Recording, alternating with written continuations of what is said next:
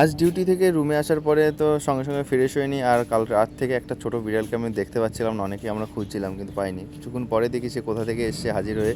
তো যাই হোক, এটাকে আমরা অনেক খুবই ভালোবাসি। আর সত্যি কথা দেখো কতটা কিউট, আর এর চোখে একটা কি সমস্যা হয়েছে তাও আমরা বুঝতে পারছি না কি।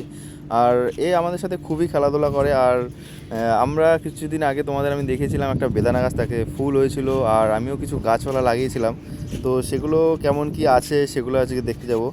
তো চলো। আর যে তোমাদের বেদানা গাছগুলো দেখেছিলাম যে ছোট ছোট ফুল হয়েছে, দেখো বেদানাগুলো কত বড় বড় হয়েছে, দেখি আজকে গিয়ে। তো আসো, দেখো বেদানা গাছটা। বেদানা বড় বড় বেদানা হয়ে গেছে এখনো। এখানে এই দুটো আছে, আর এখানে একটা আছে বড়টা। কত সুন্দর বড় বড় বেদানা আছে, আরও ফুল হয়েছে কিন্তু এখনো বেদানা হয়নি। যাই হোক, হয়তো কমসে কম 1 মাস সময় লাগবে এখানে বেদানা হতে এখনো। 2-4 দিন আগে কিছু গাছপালা লাগিয়েছিলাম, তো সেইগুলো কত কি বড় হয়েছে একটু দেখে আসো।